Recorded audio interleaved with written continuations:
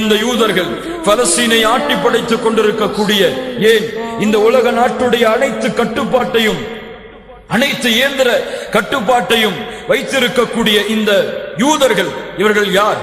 இவர்களுடைய வரலாறு என்ன? இவர்களை விட கோழைகள் யாரும் கிடையாது. இவர்களை விட பயங்கரமான கோழைகள் யாருமே கிடையாது. கண்ணியத்துக்குரியவர்களே, மூசா அலைஹிஸ்ஸலாத்து வஸ்ஸலாம் அவர்கள் போருக்கு அழைத்தார்கள். என்ன சொன்னார்கள் இந்த யூதர்கள்? மூசா அலைஹிஸ்ஸலாத்து வஸ்ஸலாமை பார்த்து, ஃபத்ஹப் அன்த வ ரப்புக ஃபகாத்திலா, நீங்களும் உங்களுடைய இறைவனும் போருக்கு செல்லுங்கள், நாங்கள் வெற்றியா தோல்வியா என்று காத்துக் கொண்டிருக்கிறோம் என்று சொன்னார்கள். அவ்வளவு கோழைகளான இந்த யூதர்கள் ஹிட்லருடைய அழிப்பிற்கு பிறகு, யூத இனத்தை ஹிட்லர் அழித்ததற்கு பிறகு தஞ்சம் தேடிக்கொண்டு பாதுகாப்பை தேடிக்கொண்டு முஸ்லிம் நாடுகளிலே அடைக்கலமானவர்கள். உலகத்திலே அதுவரை யூதர்களுக்கு என்று ஒரு தனி நாடு கிடையாது. அகதிகள் அவர்கள். எங்கு பார்த்தாலும் அகதிகளாகத்தான் மதிக்கப்படுவார்கள். எங்கு போனாலும் துரத்தப்படுவார்கள். இரத்தத்தினால் எழுதப்பட்ட வரலாறு தான் யூதர்களின் வரலாறு. நீங்கள் படித்து பார்க்கலாம் அவர்களுடைய வரலாற்றை. பலஸ்தீனிலே வந்து அடைக்கலமானார்கள். யூதர்கள் ஹிட்லருடைய அந்த அழிப்பிற்கு பிறகு முஸ்லிம்களிடத்திலே வந்து பிச்சை கேட்டார்கள், அடைக்கலம் கேட்டார்கள்.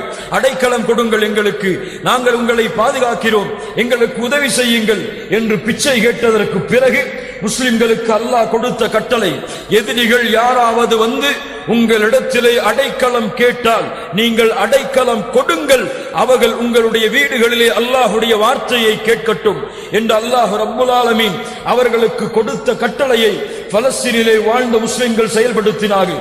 எப்போது பார்த்தாலும் சூழ்ச்சியை கையாளக்கூடிய இந்த யூதர்கள், எப்போது பார்த்தாலும் பின்னால் நின்று குத்தக்கூடிய இந்த யூதர்கள் 1945க்கு முன்னால் உலக வரைபடத்தில் இஸ்ரேல் என்ற நாடே இல்லாத பொழுது 1445க்கு முன்னால் தங்களுடைய சூழ்ச்சியால், தங்களுடைய பண வலிமையால், தங்களுடைய அந்த கையாளக்கூடிய திறமையால் இந்த உலகத்திலே இருக்கக்கூடிய நஸ்ரானிகள் யூதர்களுடைய உதவியால் இஸ்ரேல் என்ற நாட்டை பலஸ்தீனிலே உருவாக்கி பலஸ்தீனிலே வாழக்கூடிய முஸ்லிம்களை நாடுகளை விட்டு வெளியேறுமாறு ஏவி பைத்துல் முகத்தஸை தங்களுடைய கட்டுப்பாட்டிலே கொண்டு வர வேண்டும் என்பதற்காக, தங்களுடைய நாடாக முழு பலஸ்தீனும் ஆக வேண்டும் என்பதற்காக எப்போது இஸ்ரேலை அந்த யூதர்கள் கைப்பற்றினார்களோ அன்றில் இருந்து இதுவரை நடந்து கொண்டிருக்கக்கூடிய போராட்டம் தான் பலஸ்தீனிலும் கஸாவிலும் நடந்து கொண்டிருக்கக்கூடிய போராட்டம்.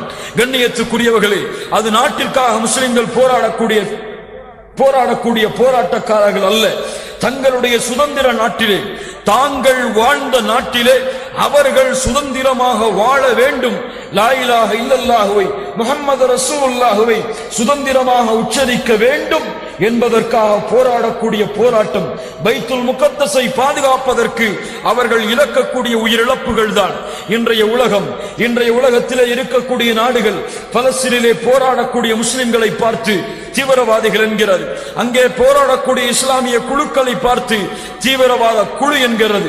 சுதந்திரத்திற்காக போராடுவது தீவிரவாதம் என்றால், தன்னுடைய நாட்டிலே அகதி ஒருவன் உள்ளே வந்து அந்த நாட்டை தன்னுடைய நாடாக மாற்றுவதற்காக அவன் போராடுவது போராட்டம் என்றால், அதை எதிர்த்து சுதந்திரமாக வாழ்ந்து கொண்டிருந்த முஸ்லிம்கள் தங்களுடைய நாட்டிற்காக போராடுவது தீவிரவாதம் என்றால், இந்தியாவிலே போராடிய முஸ்லிம்களையும் இந்தியர்களையும் என்ன கூறுவார்கள்? தீவிரவாதிகள் என்று சொல்லுவார்களா?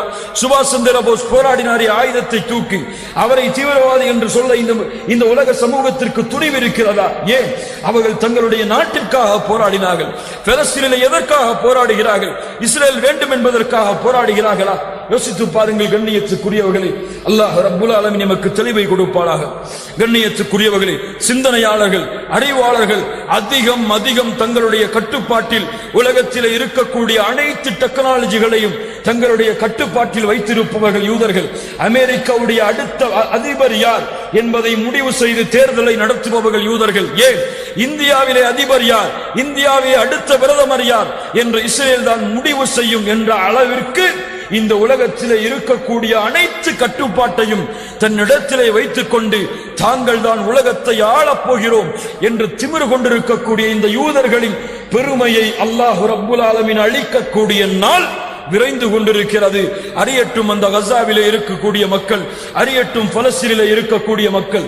அல்லாஹ் ரப்புல் ஆலமீன் தெளிவாக சொல்கிறான், மூமின்களே, யூதர்களோடு சமரசம் என்பது முஸ்லிம்களுக்கு கிடையாது. யூதர்களிலே சமாதானத்தை நிறுத்த வேண்டும் என்ற பேச்சுக்கே முஸ்லிம்களுக்கும் யூதர்களுக்கும் இடம் கிடையாது என்பதை அல்லாஹ் ரப்புல் ஆலமீன் அவனுடைய புத்தகம் அல் குர்ஆனிலே அல்லாஹ் தெளிவுபடுத்துகிறான். படித்து பாருங்கள். சூரத்துல் மாயிதாவுடைய 82வது வசனம், லதஜிதன்ன அஷத்தன் நாஸி அதாவத்தல் லில்லதீன ஆமனு அல் யஹூத வல்லதீன அஷ்ரகு. நபியே, ஈமான் கொண்டவர்களுக்கு பகைவர்களாக பெற்றுக்கொள்வீர்கள், அதிகம் எதிரிகளாக பெற்றுக்கொள்வீர்கள் யூதர்களையும் அவர்களோடு முஷ்ரிக்காக வாழ்பவர்களையும் என்று அல்லாஹ் ரப்புல் ஆலமீன் சொல்லுகின்றான். அல்லாஹ் ரப்புல் ஆலமீன் சொல்லுகின்றான் சூரத்துல் பக்ராவுடைய 120வது வசனம், வலன் தர்பா அன்கல் யஹூது வலன் நஸாரா ஹத்தா தத்தபிஅ மில்லதஹும். நபியே, உங்களுக்கும் யூதர்களுக்கும் இடையே சமரசம் கிடையாது. வலன் தர்பா அன்கல் யஹூது வலன் நஸாரா.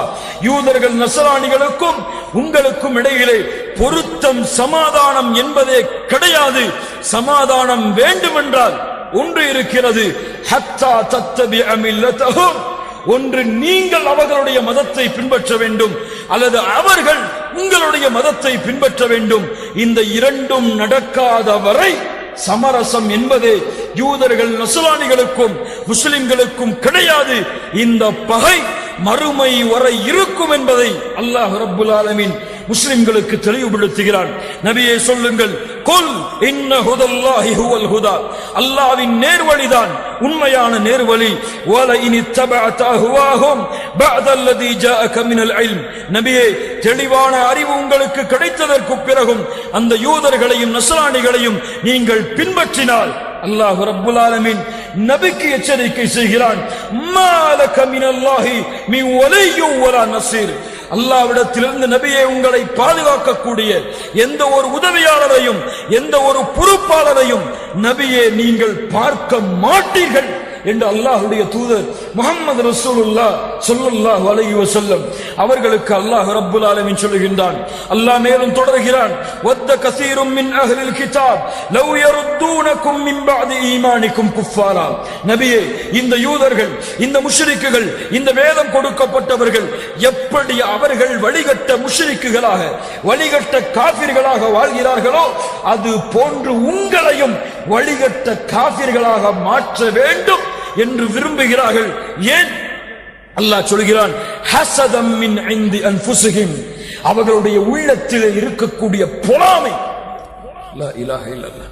இந்த முஸ்லிம் சமூகத்தின் மீது அவர்கள் கொண்டிருக்கக்கூடிய பொறாமை உங்களை அவர்களை போன்ற வழிகட்ட முஷ்ரிக்குகளாக காஃபிர்களாக மாற்ற வேண்டும் என்பது.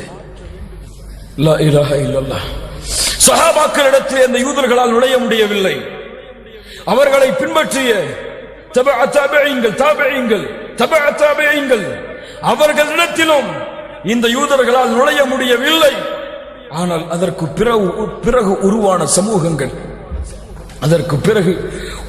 சமூகங்கள், ஏன் இன்று வரையிலும் இருக்கக்கூடிய சமூகங்கள் அந்த யூதர்களுடைய வலையில் சிக்கி தவித்துக் கொண்டிருக்கிறது.